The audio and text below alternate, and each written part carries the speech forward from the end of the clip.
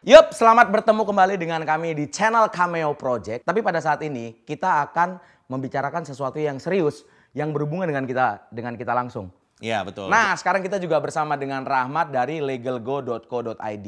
Halo semuanya. Yes, Rahmat akan berbicara mengenai dari sudut pandang hukum. Jadi Rahmat ini seorang lawyer atau? Gua lawyer / startup founder. Oke. Gitu. Dari Legalgo ini. Yes. Oke. Kalau kalian nggak tahu apa yang terjadi dengan Martin belakangan ini dia.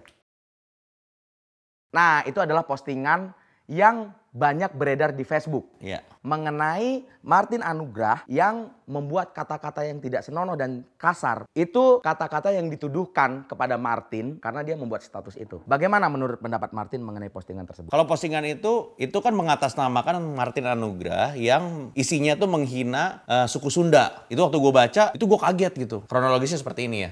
Malam-malam waktu itu, waktu gue buka handphone, lalu gue lihat ada banyak notifikasi di Facebook, gue buka kan, terus banyak nih yang komen gitu. Tapi komennya pakai bahasa Sunda karena gue bukan orang Sunda, jadi gue nggak ngerti apa ya maksudnya.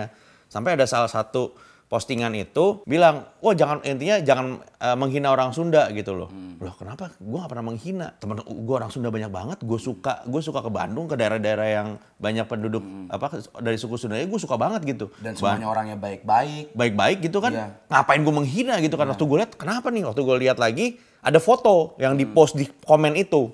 Isinya ya yang tadi itu. Gue bahkan gue nggak ingat. Intinya adalah di situ mengatakan kalau orang Sunda ya seperti itu. Gue ngomong aja nggak enak gitu. Karena gue berpikir aja nggak mungkin.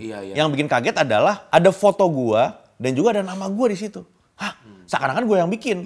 Nah tapi itu postingannya itu sebuah screen caps kayak inilah foto dari postingan aja gitu. Bentuknya foto postingan gitu. Status gitu ya.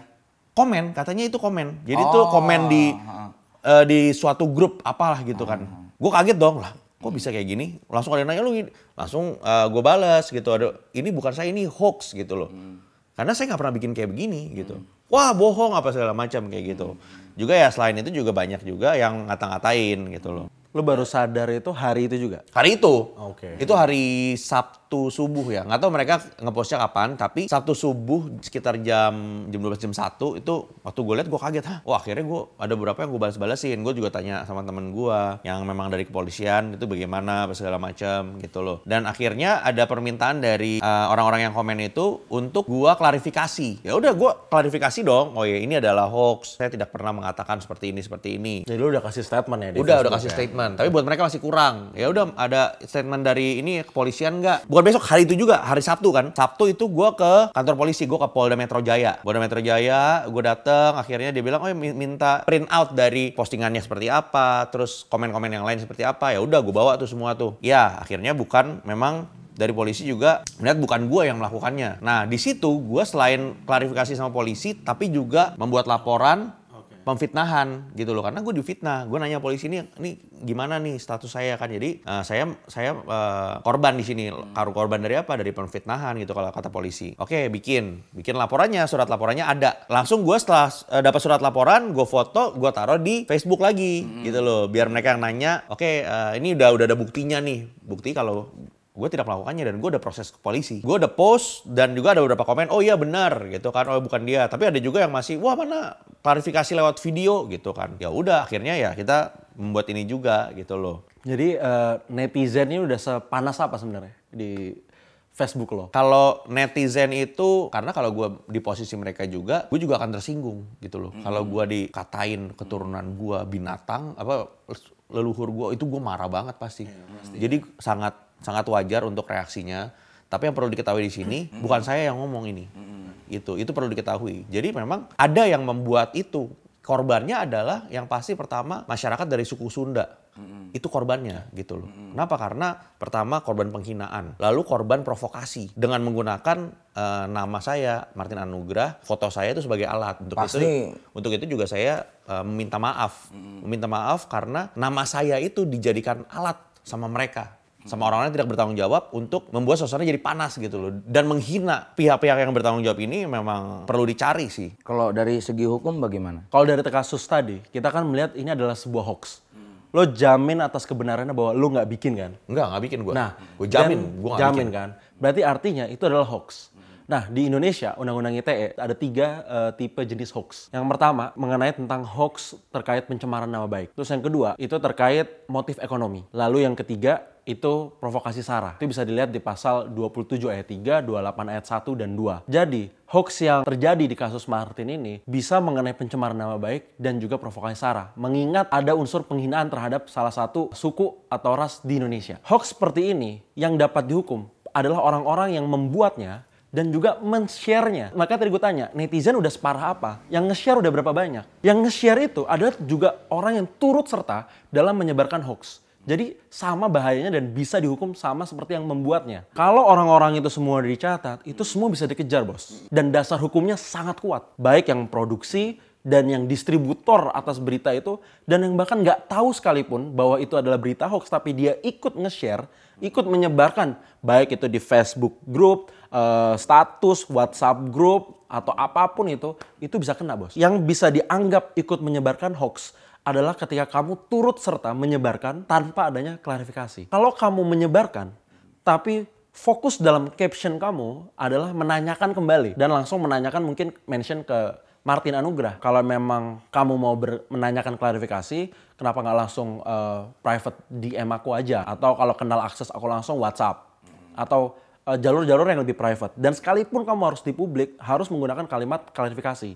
Bahwa kamu tidak bermaksud menyebarkan, kamu bermaksud untuk menanyakan kembali. Apakah ini benar? Seperti itu.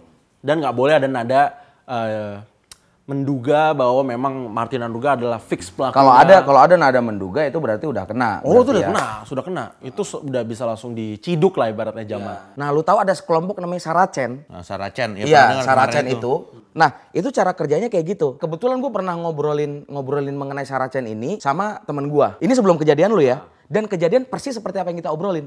Jadi dia memang membuat sebuah isu nih. Saracen dia punya banyak cloningan account. Dia bikin head comment terus. Sampai kepada orang atau kelompok yang dituju untuk bisa menghina lu. Baru orang-orang itu nyerang lu. Jadi sebenarnya kesalahan bukan ada pada orang yang tersulut. Karena kalau ada yang menghina orang Sunda, gue juga panas. Oh, iya. Karena gue gede di Bandung. Karena lamun layanu ngahina orang Sunda mah orang ge panas atuh. Ada orangnya gede di Bandung. Roaming nih gue. Iya, gede. Artinya apa? Karena kalau ada yang menghina orang Sunda, gue juga panas. Oh, iya. Karena gue gede di Bandung. Kabe orang Sunda itu dulur orang. Jadi tong hayang ngahina orang Sunda, sangkilang orang Batak gitu.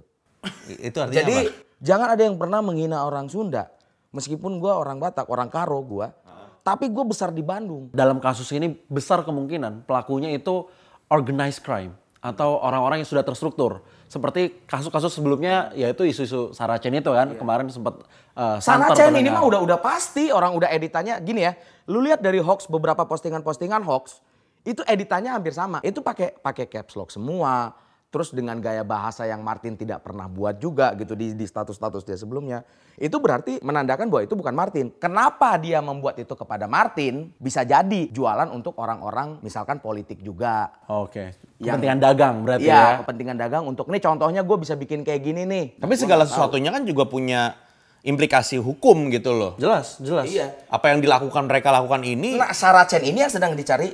Sekarang si Saracen yang bikin postingan lu itu kan sekarang udah kita laporin. Kita sama sekali bersaudara dengan orang Sunda. Kita tuh bersaudara gitu. Jadi masa saudara mau diadu? Iya. Ya kan? Nah, ini pasti ada orang ketiga. Itu yang harus kita hukum. Kalau kita lihat di Undang-Undang ITE, ancamannya itu bisa dari 4 sampai 6 tahun dan dendanya itu bisa sampai 1 miliar. Jadi memang ini ancamannya nggak main-main, Bos. Harus lebih gede lagi, orang ini udah melukai perasaan banyak orang. Emang Karena kita gitu, harus kejar kayak organisasi ini. Karena ini memecah belah bangsa. Baru satu suku nanti dia memecah belah kita ini satu suku. Belum lagi nanti kalau misalkan pilkada atau pilpres, ini bisa sebar banyak. Orang kacau. Ini harus diciduk organisasinya ini. Jadi sekarang ini adalah bagaimana kita menemukan organisasi Saracen itu sebelum dia. Ini kan sebagian yang terciduk kemarin mas sebagian. Berarti kita harus ambil si Saracen ini ciduk lagi. Jangan sampai akhirnya ini jadi terulang lagi. Iya. Oh, gue sih penasaran banget sih kalau ketemu sama si yang bikin itu tuh. Ini udah mau 2018-2019 loh. Ini adalah tahun-tahun politiknya Indonesia 2018-2019. Jangan sampai si Saracen ini ketika membuat contoh seperti ini akhirnya dia melakukan hal-hal yang lebih besar. Iya. Daripada ini. Mengadu domba orang-orang Indonesia di pilkada dan pilpres. Itu sangat bahaya sekali. Gue pengen tahu sebenarnya Saracen tuh untungnya apa sih untuk ngelakuin ini, memecah belah, mengadu domba. Bro, ini tuh udah industri hoax. Untungnya apa industri hoax ini? Untungnya apa? Uang. Berarti dia mengincar uang dengan mengorbankan satu suku. Ini kan baru satu suku nih. Jadi yang dikorbankan ya suku itu. Suku Sunda ya berarti yang dikorbankan oleh Saracen. Mostly they don't care, man, about the substance yang mereka lakukan. Saracen nggak peduli mereka. Gak peduli, they only care about money. Jadi kalau kita sebagai masyarakat atau netizen kayak kesel sama postingan-postingan hoax, itu menurut gua kayak bodoh banget sih. Karena lu ketipu sama orang-orang yang cuma fokusnya nyari duit doang. Iya. Yang itu they don't mean it at all. Karena gini, Indonesia tuh kalau menurut gua orangnya cukup perasa.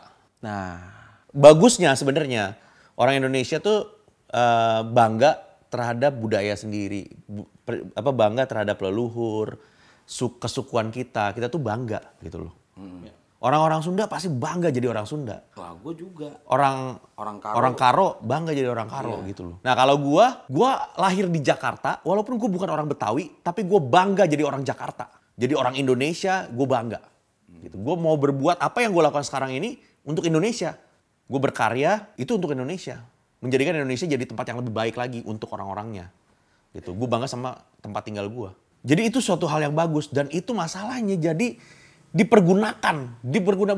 disalahgunakan oleh pihak-pihak tertentu dan akhirnya bisa memecah belah. Itu permasalahannya. tapi ada beberapa concern gue sih buat masyarakat atau khususnya netizen yang mungkin terpantik karena pelaku si orang-orang yang tidak bertanggung jawab ini, oknum-oknum yang bikin postingan hoax ini, untuk jangan terprovokasi.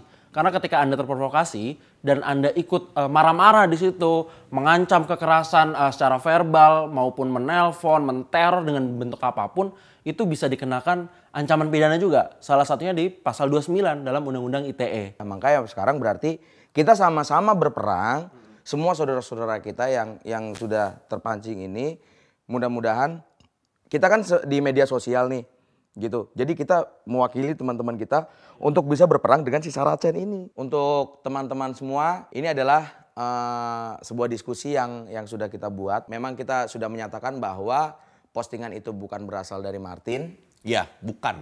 Jadi sebuah klarifikasi juga, itu bukan gue yang buat. Bukan gue yang buat postingan itu. Dan itu resmi adalah hoax ya. Hoax. Yang dibuat oleh Saracen. Dan karena kita sangat mencintai budaya Sunda dan kita sangat mencintai orang-orang Sunda dan kita sangat mencintai tanah Sunda. Ya, Betul. Terima kasih sudah menonton dan semoga video ini bermanfaat untuk menyatukan negeri kita Indonesia untuk menjadi lebih baik lagi.